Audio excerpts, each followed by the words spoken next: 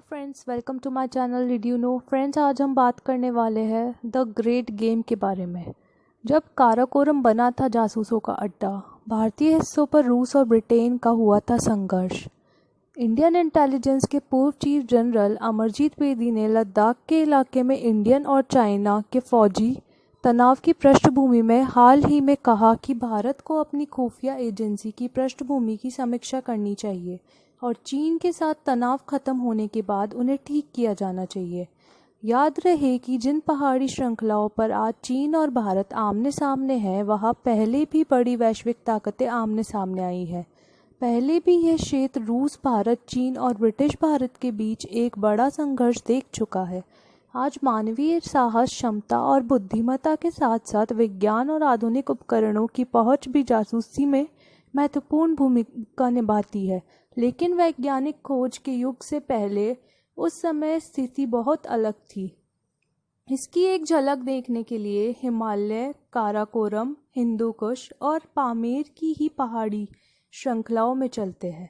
लेकिन आज से 200 साल पहले 19वीं सदी के शुरू में जानवरों का एक अंग्रेजी डॉक्टर तिब्बत पहुंचा। वह कहा जाता है कि डॉक्टर विलियम मूर क्राफ्ट से पहले इस क्षेत्र में सन 1715 में 2 यूरोपियन व्यापारी गुजरे थे।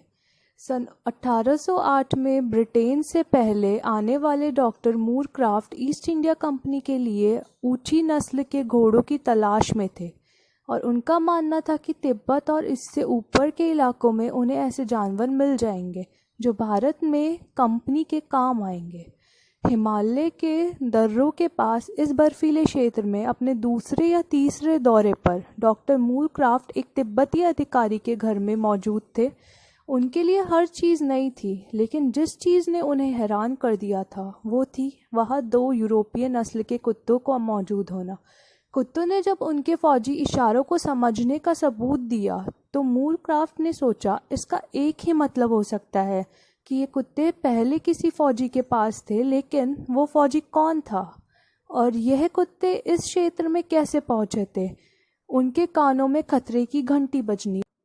पीटर हॉपकिर्क अपनी किताब the great game the struggle for empire in Central Asia में लिखते हैं कि मूर क्राफ्ट के अनुसार इसका एक ही मतलब था कि कोई रूसी भी इस क्षेत्र में पहुंच चुका था।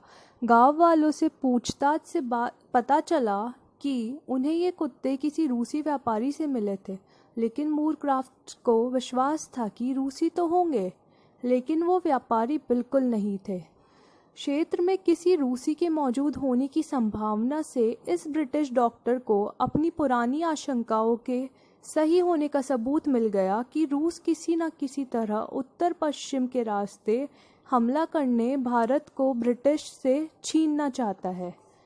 इन 2 कुत्तों का मालिक वो रूसी कौन था और क्या वो अकेला था? क्या मूर क्राफ्ट का इस क्षेत्र में आने का मकसद सिर्फ घोड़े खरीदने का था? रूसी साम्राज्य अपने एजेंट यहाँ क्यों भेज रहा था और ब्रिटेन के लिए इसमें परेशानी की क्या बात थी? इन सब बातों के महत्व को समझने के लिए क्षेत्र की आज की स्थिति को संक्षेप में समझना ज़रूरी है।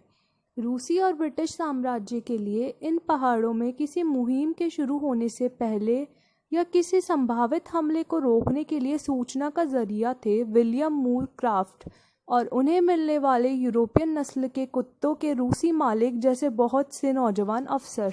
इन अफसरों और एजेंट्स ने जीवन के कई साल हिमालय, काराकोरम, पामेर जैसी पहाड़ी श्रृंखलाओं और इस क्षेत्र के रेगिस्तान में भेस बदलकर घूमते हुए बिता दिए। पीटर अपनी किताब में लिखते हैं कि रूस और ब्रिटिश साम्राज्य के एशिया में इस संघर्ष का द ग्रेट गेम का नाम भी एक ऐसे ही नौजवान फौजी ने दिया था जो खुद भी मध्य एशिया के एक राज्य में इसी द ग्रेट गेम का शिकार हो गया था। रूस में कई पीढ़ियों से मध्य एशिया और इसके पार के इलाकों में दौलत की रेल पेल की कहानियां पहुंच रही थी और एक ताकतवर साम्राज्य बनने के बाद अब वो इसकी असलियत जानने के लिए इस क्षेत्र में व्यापार में हिस्सा चाहते थे। दूसरी तरफ भारत में बहुत से ब्रिटिश अधिकारियों को ये शंका होनी शुरू हो गई थी कि उत्तर में ऊंचे पहाड़ों के बावजूद रूस वहां पहुंचने की कोशिश ज़रूर करेगा। पीटर हॉपकिर्क ने अपनी किताब में लिखा है कि जिस बड़ी विरासत पर राजनीति वर्चस्व की ये रहस्यमय लड़ाई लड़ी गई, पश्चिम में माउंट एवरेस्ट की बर्फ से ढकी चोटियों से लेकर मध्य एशिया के रेगिस्तानों और पहाड़ी श्रृंखलाओं से होती हुई पूर्व में चीनी तुर्किस्तान और तिब्बत तक फैली हुई थी। तो आज की वीडियो में बस इतना ही। द ग्रेट गेम की पूरी कहानी जानने के लिए इस वीडियो के पार्ट